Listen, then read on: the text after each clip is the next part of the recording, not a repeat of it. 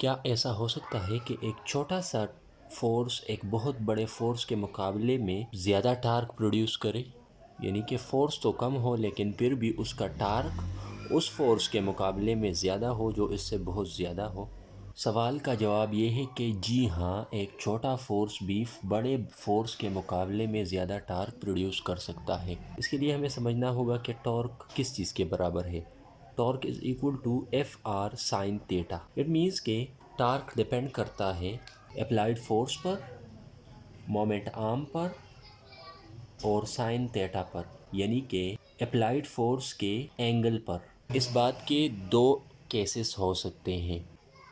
اگر مومنٹ آرم سیم ہو دونوں فورسز کے لیے، ایک بڑے فورس کے لیے اور چھوٹے فورس کے لیے، لیٹ سپوز کہ ہمارے پاس جو بڑا فورس ہے وہ 0 ڈگریز پر لگ رہا ہے اور جو چھوٹا فورس ہے جس کو میں نے F1 کہا ہے وہ 90 ڈگریز پر لگ رہا ہے۔ بڑے فورس کی وجہ سے ٹارک برابر ہوگا F2 cross R cross sine 0 degrees.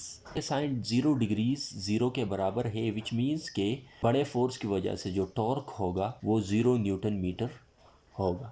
اب چھوٹے فورس کی وجہ سے ٹارک ایف آر سائن 90 کے ڈگریز کے برابر ہوگا، اینڈ 91 کے برابر ہے، so it would become F1 dot R, یعنی اس کی کوئی نہ کوئی ویلیو ہوگی جو کہ نان زیرو ہوگی، وچ مینس کہ talk 1 is greater than talk 2، یعنی کہ بڑے فورس کی وجہ سے جو ٹارک ہے وہ چھوٹے فورس والے ٹارک سے چھوٹا رہ گیا ہے۔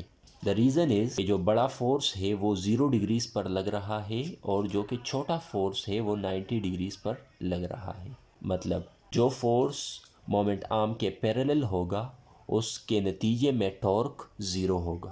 مطلب اگر بڑا فورس مومنٹ آرم کے ہم پیرالل لگائے اور چھوٹا فورس مومنٹ آرم کے پرپینڈیکولر ہو، دین اٹ از پاسبل کہ چھوٹے فورس کی وجہ سے جو ٹارک ہے وہ بڑے فورس کی وجہ سے ٹارک سے زیادہ ہو۔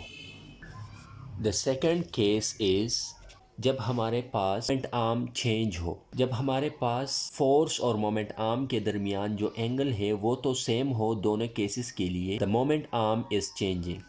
As we can see here that the smaller force is 1 Newton and the larger force is 10 Newtons. لیکن 1 Newton 100 میٹرز کے فاصلے پر لگ رہا ہے اور لارجر فورس جو کہ 10 نیوٹن ہے اس کے لیے مومنٹ آرم 1 میٹر ہے۔ سو چھوٹے فورس کی وجہ سے جو ٹارک پروڈیوس ہو رہا ہے اس کو ہم T1 کہہ لیتے ہیں، which would be equal to 1 newtons times the moment arm which is 100 meter times sin 90، اور sin 90 1 کے برابر ہے، so we have ignored that thing. So T1 برابر ہوگا 100 نیوٹن میٹرز کے۔ Torque 2 is the torque produced by the larger force which is F2 جو کہ 10 Newton's ہے۔ So 10 newtons multiplied by the moment arm that is 1 meters which gives us 10 newton meters. یہاں پر بھی ہم دیکھ سکتے ہیں کہ T1 is greater than T2، یعنی کہ بڑے فورس کی وجہ سے جو ٹارک پروڈیوس ہوا ہے وہ چھوٹے فورس کی وجہ سے ٹارک سے چھوٹا ہے۔ اس کی وجہ یہ ہے کہ ایک کیس میں مومنٹ آرم چھوٹا ہے اور دوسرے کیس میں مومنٹ آرم بڑا ہے۔